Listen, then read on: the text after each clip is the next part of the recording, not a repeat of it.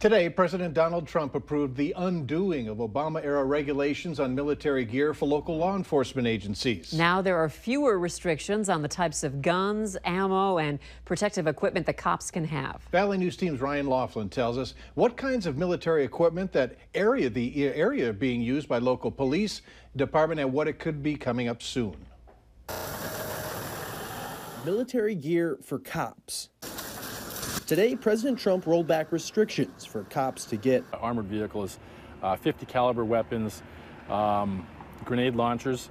Lieutenant Jeremy Moe heads up the special operations groups out of Grand Forks. He says the gear they have is all about safety. What type of safety equipment, such as vests.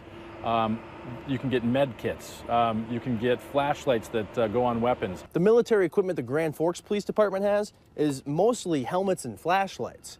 Not the typical stuff you think of when you think of militarized equipment. However, the issue of a militarized law enforcement goes back a long ways. In the very early 1800s, one of the big issues was to establish an effective civil police to avoid the use of the military. Michael Meyer, a law enforcement professor at the University of North Dakota, says the issue should be less about what police have and more about when they use it.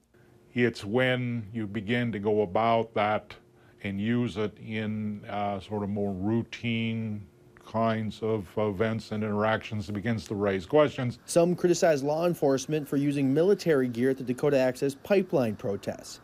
But Cass County Sheriff Paul Laney says this gear is needed to save lives. He points to the use of an armored vehicle used in the shootout that killed Fargo officer Jason Mosier. He says an armored vehicle took 16 rounds from a rifle from a man targeting police officers. He says the military equipment they use is always used for a defensive nature. It's now easier for armored vehicles, big guns, and grenade launchers to be purchased by police departments. But that doesn't mean you'll see those here. Those are all things that we don't have here. We never had any intention of requesting that type of equipment.